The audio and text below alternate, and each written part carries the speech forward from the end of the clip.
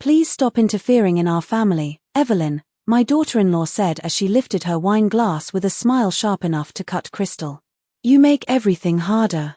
The entire dining room went silent after that. Even the soft piano music drifting through the ceiling speakers suddenly felt too loud. My son Daniel stared down at his plate like a man studying numbers instead of his own mother being humiliated at his daughter's 16th birthday dinner. I remember the exact way the candlelight reflected against the gold trim of the china I had purchased nearly 20 years earlier. I remember because in moments like that, your mind clings to tiny details to survive the larger pain. Vanessa sat at the far end of the table in a cream silk dress that probably cost more than my first car. Perfect posture. Perfect makeup. Perfect smile. She always looked polished when she was being cruel. Around us, waiters moved quietly through the private dining room of the country club carrying plates of filet mignon and roasted asparagus. My granddaughter Sophie looked uncomfortable, shifting in her chair beside her friends. She opened her mouth slightly, as if she wanted to say something, but Vanessa placed a hand gently on her wrist without even looking at her. A warning disguised as affection. "I was only asking whether Sophie still wanted the summer art program in Vermont," I said calmly. My voice surprised even me. Steady. Quiet. Controlled. Vanessa laughed softly and took a sip of wine. "Exactly. That's what I mean. Every decision doesn't need your approval." Daniel finally cleared his throat. "Mom, maybe we should just enjoy dinner tonight." That hurt more than Vanessa's comment. Because weakness from strangers is expected. Weakness from your own child feels like betrayal wearing familiar eyes. I folded my napkin carefully onto the table beside my untouched dinner. The room smelled faintly of expensive perfume and truffle butter. Outside the windows, rain tapped gently against the glass overlooking the golf course. Sophie looked at me with panic in her blue eyes. Richard's eyes. My late husband used to look at me that same way whenever he knew something unfair was happening but hadn't figured out how to stop it yet. "You're right," I said softly. "I shouldn't interfere." Vanessa smiled in victory. That was her first mistake. She thought silence meant surrender. People like Vanessa always confuse restraint with weakness because they've never learned the difference between power and noise. Dinner resumed after that, though the laughter around the table sounded forced now. Artificial. Like actors forgetting their lines halfway through a play. I excused myself before dessert arrived and walked alone through the marble lobby of the club. My heels clicked softly against the polished floors while couples near the bar laughed over cocktails and business deals. No one noticed the 68-year-old woman carrying humiliation inside a black cashmere coat. Outside, the October air felt cold against my skin. I sat inside my Lincoln for nearly 10 minutes without turning the engine on. Then I opened my purse and removed the small brass key I had not touched in over 3 years. Richard's safe key. My husband used to say family money was like fire. Useful in the right hands. Destructive in the wrong ones. At the time, I thought he was being dramatic. That night, for the first time since his funeral, I drove back to the old house and walked into his study. The room still smelled faintly of cedarwood and leather-bound books.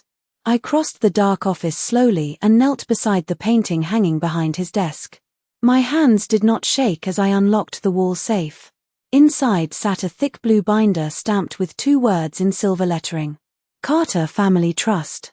The blue binder felt heavier than paper should feel. I carried it carefully to Richard's desk and sat in the leather chair where he used to read financial reports late into the night while jazz music played softly from the old speakers by the bookshelf. The house was silent except for the ticking grandfather clock in the hallway. 3 years had passed since Richard's funeral, but some nights the silence still surprised me. Grief changes shape over time. In the beginning it screams. Later, it simply sits beside you and watches. I opened the binder slowly. Every document inside was perfectly organized in Richard's handwriting. Tabs. Notes. Dates. He had always believed important things should be impossible to misunderstand. Especially when money was involved. At the center of the binder sat a sealed envelope with my name written across the front in blue ink. Evelyn. Just that. No dramatic message. No long goodbye. My husband never wasted words. I slipped my finger beneath the seal and unfolded the letter carefully. If you are reading this, it began, someone has mistaken your kindness for weakness. I stopped breathing for a moment after reading that sentence. Outside, rain continued tapping softly against the windows of the study while the fireplace crackled low beside me. Richard knew people better than they knew themselves. Especially ambitious people. The letter explained details of the trust one had almost forgotten over the years.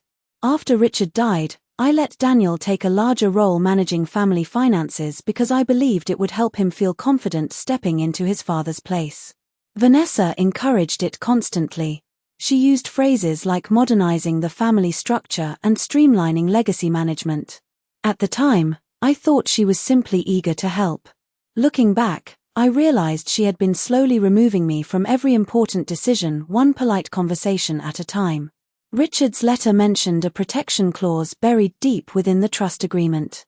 Emergency authority. Temporary asset freeze rights held exclusively by the surviving co-trustee in cases of suspected financial misuse or family coercion. My eyes moved across the page more slowly after that. Richard had underlined one sentence. Do not hesitate if the family's stability is threatened from within. Threatened from within. The words settled heavily inside my chest because deep down, I already knew exactly who he meant. I leaned back in the chair and closed my eyes briefly. Images replayed themselves one after another like quiet little warnings I had ignored. Vanessa changing accountants 6 months after Richard died. Daniel suddenly insisting family meetings happen without me because they were too stressful. The vacation property in Cape Cod. Quietly listed for evaluation without anyone informing me first. Even Sophie's art program had almost been cancelled because Vanessa believed it was financially unnecessary. Every memory now fit together differently. Like puzzle pieces turned the correct direction for the first time. I opened another section of the binder and found account summaries. Trust distributions. Property ownership percentages. Investment authorizations. Then I saw it. A pending transfer request connected to a development group in Miami. Nearly $4 million. My stomach tightened instantly. Richard built that trust over 40 years to protect future generations of our family. College tuition. Medical emergencies. Long-term security. Not vanity projects and reckless expansion plans. I stared at the transfer request for a long time before reaching for the phone sitting on Richard's desk. It was nearly midnight, but I still remembered the number by heart. Harold Bennett. Richard's attorney. My fingers pressed the buttons slowly.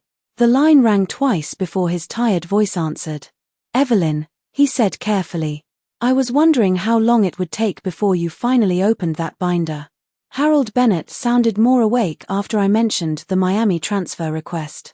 I could hear papers moving on his end of the line and the faint hum of what was probably his office air conditioner. Harold had been Richard's attorney for nearly 30 years. He knew every weakness inside the Carter family because rich families eventually turned their secrets into paperwork. Do not sign anything, he said quietly. And do not confront them yet. I looked down at the documents spread across Richard's desk. How bad is it? I asked. There was a long pause before he answered. Worse than you think. Those 4 words stayed with me long after the call ended. I barely slept that night. Around 3 in the morning I walked through the old house carrying a cup of chamomile tea gone cold in my hands. The hardwood floors creaked softly beneath my feet while moonlight stretched across the hallway windows. Every room still carried traces of Richard. His reading glasses near the den. His favorite navy sweater. Folded carefully over the bedroom chair. Sometimes grief feels less like loss and more like unfinished conversation. By 7:30 the next morning, I was sitting across from Harold inside his downtown office overlooking Lakeshore Drive. Chicago looked gray and wet beneath the October clouds. Harold slid a thick folder toward me without speaking at first. He looked older than I remembered. More tired. Richard suspected this might happen someday, he finally said. That is why the emergency clause exists. I opened the folder slowly. Inside were financial statements, trust amendments, and transaction records with highlighted sections running across nearly every page. Vanessa had spent the last 18 months moving money through shell accounts connected to a luxury wellness company in Miami. On paper, the investments looked legitimate. Technically legal. But the trust had never been designed for speculative business ventures. It was supposed to protect family stability across generations. College funds. Healthcare. Emergency support. Richard treated the trust like sacred ground. Vanessa treated it like venture capital. Daniel approved these? I asked quietly. Harold adjusted his glasses. Daniel signed them. Whether he understood them is another question. That answer hurt more than I expected. My son had once been careful, thoughtful. The kind of boy who cried when birds hit windows. Now he signed documents transferring millions of dollars without even reading the details. I stared out the office window while traffic crawled below us in the rain. She isolated him gradually, I said. Harold nodded immediately. That is usually how these situations work. I hated how calmly he said it. Like he had seen this story too many times before. Maybe he had. Families rarely collapse all at once. They erode quietly through small humiliations, ignored instincts, and conversations people are too uncomfortable to have honestly. Harold handed me another document. There is more. I looked down at the page and immediately recognized Sophie's name listed beneath a restructuring proposal. My granddaughter's future distributions had been reduced significantly under Vanessa's draft revisions. Instead, larger percentages were redirected toward executive management allowances and property development expansion. I read the numbers twice because I genuinely could not believe what I was seeing. Vanessa was taking money intended for future generations and reshaping it around herself. Harold folded his hands carefully across the desk. Evelyn, if you activate the freeze clause, every trust distribution stops immediately. Credit lines. Property transfers. Pending investments. Everything. I thought about Vanessa standing proudly at the dinner table the night before, correcting me like an inconvenience she could no longer tolerate. Then I thought about Sophie quietly lowering her eyes while her mother spoke. Richard used to say you could judge a person by how comfortable they felt humiliating someone weaker than themselves. I signed the preliminary authorization papers without another word. Harold watched me carefully afterward. You understand this will start a war inside your family. I placed the pen down gently beside the documents. No, I said quietly. The war already started. I was simply the last person to notice. For the next 3 days, I said nothing to Daniel or Vanessa. Silence can be useful when people are careless. They fill the empty space themselves. I returned to my normal routines as if nothing had changed. Morning walks along the lake. Grocery shopping on Thursdays. Coffee with Eleanor from church on Saturday mornings. But underneath those ordinary hours, something inside me had shifted permanently. Once you see the truth clearly, it becomes impossible to return to comfortable illusions. On Friday afternoon, Sophie stopped by my house unexpectedly after school. She still had her backpack over one shoulder and smelled faintly of vanilla lotion and autumn rain. Mom said you were upset after dinner, she said carefully while standing in my kitchen. I smiled gently as I sliced apples at the counter. Was I? Sophie watched me for a moment before lowering her voice. Grandma, are you okay? Children notice far more than adults realize. Especially children raised around tension disguised as sophistication. I handed her a plate of apple slices with peanut butter and motioned for her to sit down. The kitchen windows overlooked the backyard Richard planted years ago himself. The maple trees had already started turning orange and gold. Tell me something honestly, I said softly. Has your mother been talking about moving? Sophie hesitated immediately. That tiny pause told me everything before she even spoke. They have been looking at houses in Miami, she admitted quietly. Mom says Chicago is old-fashioned and depressing. I continued slicing apples slowly. Did your father agree with that? Sophie shrugged without looking up. Dad mostly just says whatever keeps her calm. That sentence stayed with me. Whatever keeps her calm. I remembered Daniel as a little boy hiding upstairs during thunderstorms because loud noises frightened him.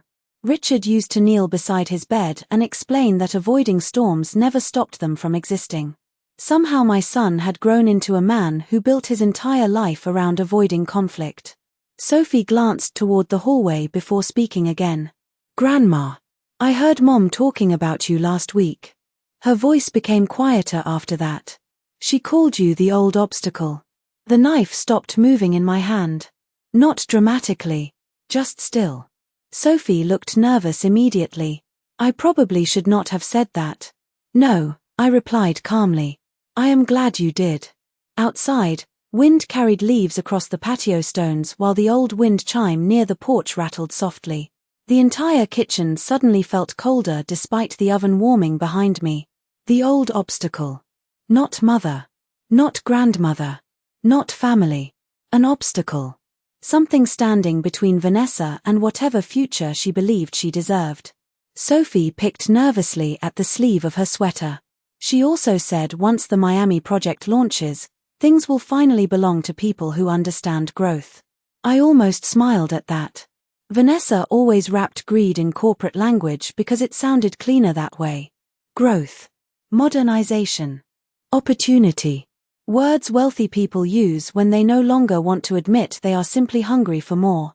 Sophie looked up at me carefully. "Are you angry?"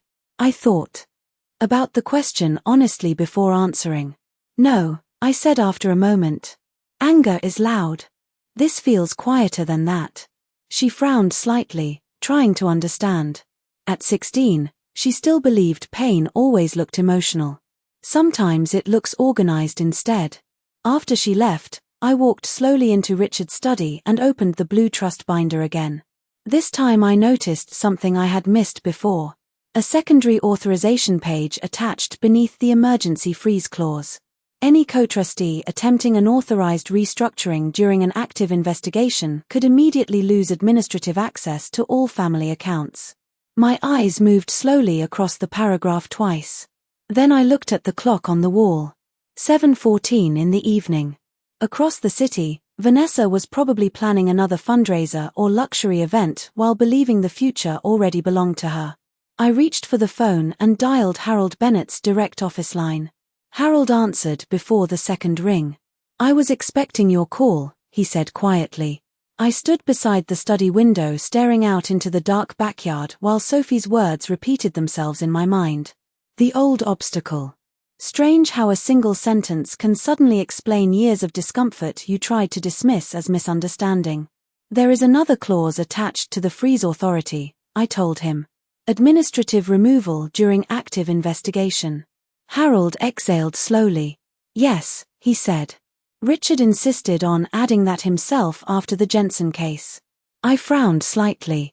"I barely remember the Jensen case." Richard remembered, Harold replied. "A daughter-in-law emptied half a family trust through expansion projects before anyone realized what was happening. He never forgot it." I closed my eyes briefly.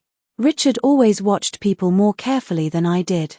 I used to think it was because he spent decades building companies and negotiating contracts. Now I understood it was because he knew charm often arrived wearing expensive shoes and perfect manners. "Can Vanessa be removed immediately?" I asked. Harold paused carefully before answering. "Legally, yes. But once you trigger it, there is no quiet way back from this." The grandfather clock downstairs chimed softly through the house. 8 o'clock. Somewhere across the city, Vanessa was probably finalizing seating arrangements for her charity gala scheduled the following weekend. The event had been everywhere lately. Social magazines, foundation newsletters, country club conversations. Vanessa loved public admiration almost as much as she loved control. "Prepare the paperwork," I said calmly. Harold lowered his voice slightly after that. "Evelyn, there is something else you should know." My hand tightened around the phone. The Miami Development Group already spent against anticipated trust funds. If the freeze activates, payments stop immediately. I understood what that meant. Investors embarrassed. Vendors unpaid. Public questions. Vanessa built her entire reputation around appearing untouchable. Wealthy people can survive financial loss. What they fear is humiliation. Then perhaps they should not have counted money that was never theirs, I replied quietly. After the call ended, I remained inside Richard's study for a long time without moving. The room smelled faintly of old paper and cedarwood polish. I looked at the framed photograph sitting near the desk lamp. Richard holding Sophie at age 5 on a sailboat in Cape Cod. Both of them laughing at something beyond the frame. He loved that little girl more than anything in the world. The trust was never about luxury for him. It was protection. Stability. A shield against uncertainty long after we were gone. Vanessa never understood that because people raised around comfort often mistake security for entitlement. The following Tuesday, Vanessa invited me to lunch unexpectedly. The text message arrived shortly after 10 in the morning. Thought we could clear the air. Noon at Bellamy's. I almost smiled reading it. Vanessa only reached for diplomacy when she sensed movement beneath the surface. Bellamy's sat along the magnificent mile with floor-to-ceiling windows overlooking downtown Chicago. Everything inside the restaurant looked polished and expensive. White orchids on every table. Crystal water glasses. Soft jazz floating through hidden speakers. Vanessa arrived 15 minutes late wearing a cream-colored coat and oversized sunglasses despite the cloudy weather. She kissed the air beside my cheek before sitting down. I feel terrible about dinner, she said smoothly while opening the menu. Things have been stressful lately. I stirred my tea slowly. Stress reveals character more than comfort does. Vanessa smiled politely at that, though I noticed the tiny tension near her eyes. Daniel worries about you sometimes, she continued. You have become very emotionally attached to the old structure of the family. The old structure. Another carefully chosen phrase. Vanessa never insulted directly unless she felt completely safe. Instead, she dismantled people gently through implication. Age. Irrelevance. Sentimentality. I looked out the restaurant windows toward the grey skyline before answering. Families survive longer when they remember who built them. Her smile faded for only a second. Then she reached for her wine glass and leaned back comfortably. Well, she said lightly, some of us are trying to build something bigger now. I met her eyes calmly across the table. Be careful, I said softly. Bigger things fall harder. For the first time since sitting down, Vanessa stopped smiling. The week of Vanessa's charity gala arrived with the kind of cold Chicago rain that made the city look polished and distant at the same time. Every social page in the city seemed to mention the event. Photos of floral arrangements. Articles about philanthropy. Interviews discussing Vanessa's vision for the future of modern family investment. I read one article while drinking coffee alone in my kitchen early Thursday morning. Vanessa looked elegant in the accompanying photograph. Confident. Controlled. The article described her as the driving force behind the Carter family's new era. I noticed my name appeared nowhere in the story. Not even once. Funny how quickly people erase history when they think the future already belongs to them. Harold finalized the freeze documents that same afternoon. We met quietly inside his office with no assistants present and no unnecessary conversation. The paperwork sat neatly stacked. Between us beside a silver letter opener Richard once gave him as a Christmas gift nearly 20 years ago. Once this is submitted, Harold said carefully, the trust systems will automatically suspend all outgoing distributions connected to the investigation. Credit extensions will stop. Investment transfers will stop. Administrative access will lock. I nodded slowly while reviewing the final page. My signature line waited near the bottom beside Richard's original authorization seal. How long until it activates? I asked. Officially? Harold replied. 8:14 tomorrow evening. I almost smiled at the precision. Richard always respected exact timing. And Vanessa? Harold removed his glasses briefly. She will most likely discover it publicly. The room became very quiet after that. I thought about calling Daniel one last time. Not to warn him. Just to hear his voice without tension inside it. But I already knew how the conversation would end. My son would hesitate. Defend Vanessa gently. Ask me not to make things difficult. People who spend too long avoiding conflict eventually become loyal to whatever controls the room the most. By Friday evening, downtown Chicago glowed beneath thousands of reflected lights as black cars lined the entrance of the Palmer House ballroom where Vanessa's gala was being held. The event celebrated the launch of her luxury wellness initiative connected to the Miami expansion project. Wealthy donors moved through the marble lobby wearing tailored tuxedos and diamond bracelets while photographers captured every polished smile. I arrived quietly 10 minutes before 7 wearing a dark navy gown Richard once said made me look impossible to intimidate. Vanessa spotted me almost immediately across the ballroom. Surprise flickered across her face for half a second before her public smile returned. "Evelyn," she said warmly as she approached. "I did not know you were coming." "Family events matter to me," I replied calmly. Her jaw tightened slightly at the word family. The ballroom looked beautiful. White roses. Crystal chandeliers. Soft golden lighting reflecting across hundreds of champagne glasses. A large digital presentation. Near the stage displayed architectural renderings of the future Miami property development beside the words Carter Legacy Foundation.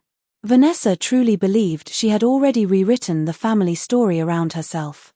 Daniel approached a few moments later looking exhausted beneath his formal smile. "Mom," he said quietly, "I am glad you came." I studied my son carefully. He looked older lately. Thinner around the eyes. Anxiety leaves fingerprints on people long before they admit anything is wrong. "You should get some rest," I told him softly. "You look tired." Before he could answer, Vanessa gently touched his arm and guided him toward another group of donors waiting nearby.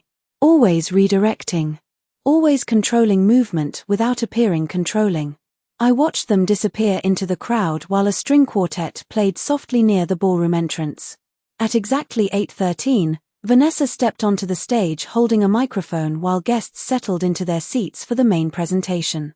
She stood beneath the spotlight glowing with confidence. "Tonight," she announced proudly, "marks the beginning of a bold new future for the Carter family legacy." I glanced down at the gold watch around my wrist. 8:14. Somewhere deep inside the banking system, the freeze order activated. At first, nothing happened. Vanessa continued smiling beneath the ballroom lights while waiters moved gracefully between tables carrying champagne and lobster risotto. Wealthy donors nodded politely during her speech while giant digital screens behind her displayed glossy renderings of rooftop pools and waterfront terraces in Miami. The room looked perfect. That was always Vanessa's talent. She understood appearances better than substance. "The future belongs to families willing to evolve," she announced confidently into the microphone. "Tonight is about growth, vision, and legacy." Then a man near the back of the ballroom stood abruptly from his chair while checking his phone.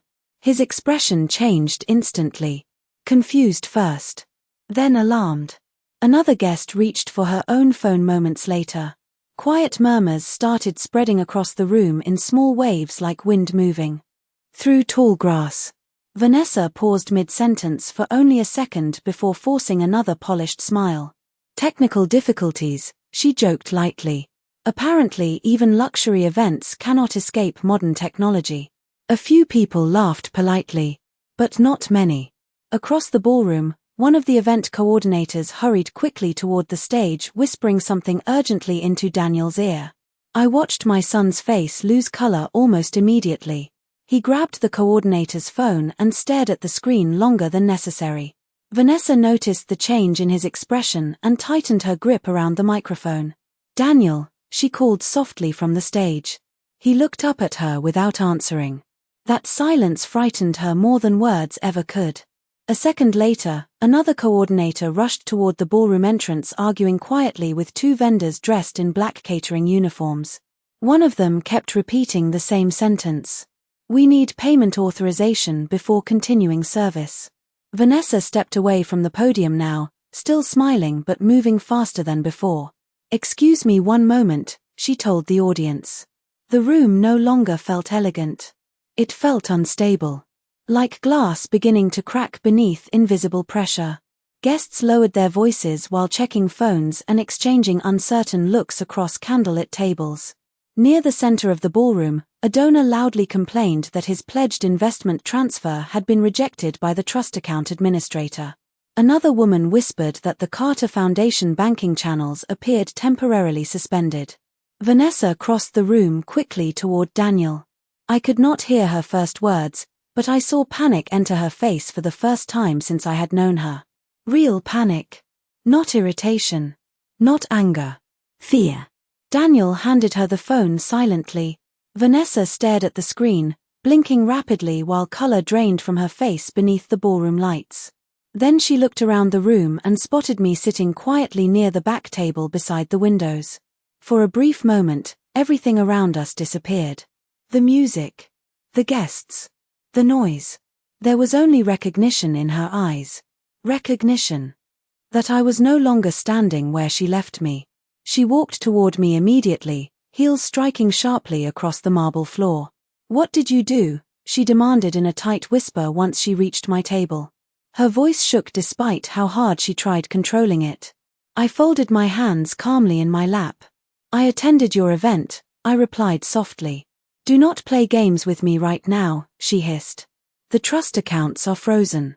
Nearby guests pretended not to listen while listening carefully anyway. Wealthy rooms survive on gossip disguised as concern. Vanessa leaned closer toward me. "The vendors are losing payment access. Investors are calling." The Miami transfer disappeared. I looked at her steadily. "No," I corrected quietly. "It stopped." Her breathing became uneven after that. "Wait, what?" There it was. The moment realization finally arrived.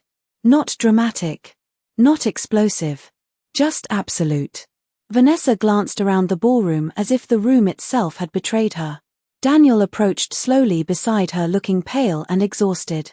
"Mom," he said quietly. "Harold called me." I met my son's eyes calmly. "Then you already know." He swallowed hard before speaking again. "You activated the emergency clause." Around us, the ballroom continued unraveling one whispered conversation at a time while donors quietly gathered coats and event staff argued near the entrance over suspended payment authorizations. Vanessa stared at me like she had never truly seen me before. People often become dangerous the exact moment others stop underestimating them. The ballroom emptied faster than anyone expected. Wealthy people have a particular instinct for financial disaster. They can smell instability before official statements are ever released. Within 20 minutes, the soft music had stopped, the waitstaff looked nervous, and clusters of donors quietly moved toward the exits pretending they had early mornings or scheduling conflicts. Vanessa stood near the center of the room holding her phone so tightly her knuckles looked pale beneath the chandelier light. She had spent years mastering elegant composure, but fear kept slipping through the cracks now. Daniel remained beside her, reading email after email in stunned silence. I stayed seated calmly near the back of the ballroom while servers removed untouched dessert plates from abandoned tables. There was something strangely sad about seeing expensive perfection collapse so quickly. Harold arrived shortly after 9 carrying a black leather portfolio beneath his arm. The moment Vanessa saw him, she walked directly toward him with the sharp confidence of someone still trying to regain control through force of personality alone. "Fix this," she demanded quietly. Harold did not react emotionally. He simply removed his glasses and spoke in the calm professional tone attorneys use when facts become unavoidable. "The trust is under temporary protection review authorized by co-trustee Evelyn Carter." Vanessa glanced toward me instantly. "She cannot do this without board approval." Harold opened the portfolio slowly. "Actually, she can." Daniel looked physically ill now. "Harold," he interrupted quietly, "there has to be some misunderstanding." Harold handed him several printed documents. "Your father created these protections personally after the trust restructuring in 2009. Daniel scanned the pages while confusion slowly shifted into realization. "I never saw these clauses." "Because you never reviewed the full trust package," Harold replied carefully. That sentence landed harder than anyone expected. Vanessa folded her arms tightly. "This is ridiculous." We were expanding the family portfolio. Harold met her eyes calmly. Using unauthorized shell entities connected to speculative private developments. Those investments were legal. Legality is not the issue, Harold replied. Fiduciary misuse is. Around us, hotel staff quietly dimmed sections of the ballroom while workers began clearing floral displays from empty tables. The entire evening now looked exhausted. Vanessa turned toward me again, disbelief replacing anger. You planned this. I looked at her steadily. No. Richard planned for this. That answer silenced her completely for several seconds. Daniel lowered himself slowly into a nearby chair while staring at the documents in his hands. The Miami accounts, he said weakly. Harold nodded once. Frozen. The development contracts. Suspended. The foundation launch. Harold closed the portfolio gently. Effectively collapsed. Vanessa looked as though the room itself had tilted beneath her feet. For years she had controlled every conversation through confidence and momentum. But momentum disappears quickly when money stops moving. She stepped closer toward me again, lowering her voice. Do you realize what you have done? I held her gaze without blinking. Yes. Her expression hardened immediately. You embarrassed this family publicly. That almost made me laugh. Public embarrassment. Not betrayal. Not misuse of generational assets. Not manipulating my son. Vanessa still believed image mattered more than integrity. No, I said softly. You embarrassed yourself publicly. I simply refused to finance it. Daniel suddenly looked up from the paperwork with genuine confusion in his eyes. Mom, he asked quietly, why did you never say anything to me? The question hurt because part of me still saw the frightened little boy hiding upstairs during thunderstorms. I tried, I answered gently. But every time I spoke, someone told me I was interfering. Daniel looked away immediately after that.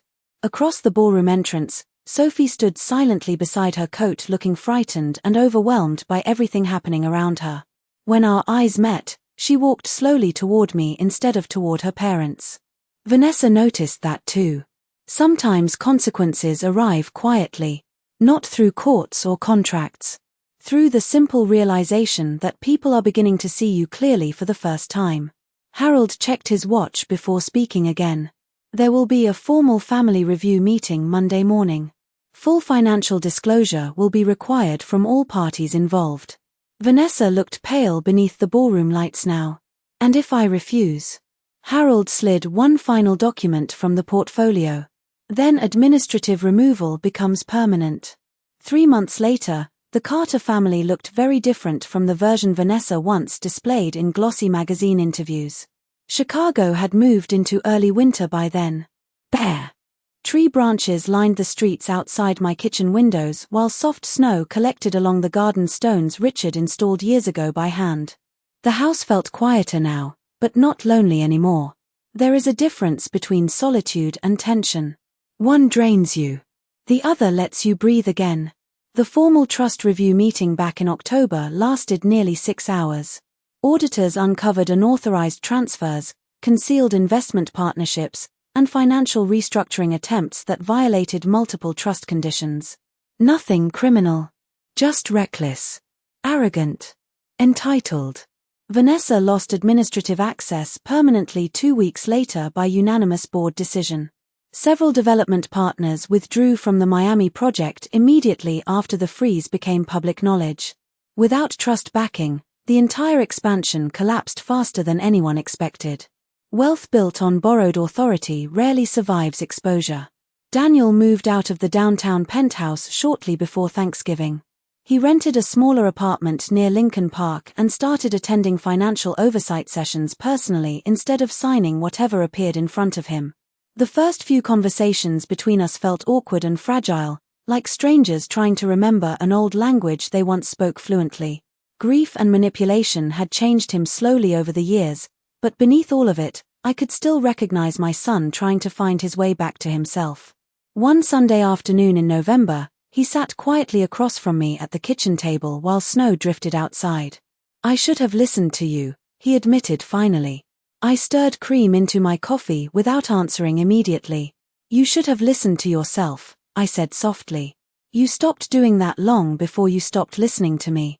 Daniel lowered his eyes after that. Sometimes truth lands harder when spoken gently. Sophie began visiting nearly every weekend after the gala disaster. She spent hours in Richard's old study sketching beside the fireplace while jazz music played softly through the house again for the first time in years. One evening she showed me a charcoal drawing she had finished of the backyard. Maple tree after snowfall. Grandpa would have liked this one, I told her honestly. She smiled in that quiet, thoughtful way that reminded me painfully of Richard. Mom always said art was impractical, she admitted while setting the sketchbook down carefully. Your grandfather believed impractical things are what make life worth surviving, I replied. Sophie received full restoration of her educational trust before Christmas. That mattered more to me than every frozen account and failed gala combined. Vanessa, meanwhile, disappeared almost entirely from Chicago social circles by the beginning of December. Wealthy communities forgive greed more easily than public embarrassment. The story traveled quickly through charity boards, investment groups, and country club lunches. Not because of the frozen trust itself. Because people discovered she had mistaken inherited stability for personal power. Last week, I saw her unexpectedly at a grocery store near the north suburbs. She looked thinner. Tired. Human, finally. For a moment we simply stood there near the floral section surrounded by poinsettias and Christmas music playing softly overhead. Vanessa opened her mouth as if preparing for another argument, but neither of us had energy left for war anymore. I never thought you would actually do it, she said quietly. I adjusted the scarf around my coat before answering. That was your mistake. She looked away first. Outside, snow fell softly across the parking lot while shoppers carried grocery bags through the cold evening air. I drove home slowly afterward with the heater humming quietly inside the car. When I pulled into the driveway, I noticed Sophie's boots near the front porch beside Daniel's car. Light glowed warmly through the kitchen windows. Family. Smaller now. Quieter. But honest. I stood there for a moment looking at the house Richard built before finally stepping inside. People often believe strength announces itself loudly. They forget the most dangerous people are usually the ones who stayed silent long enough to see everything clearly.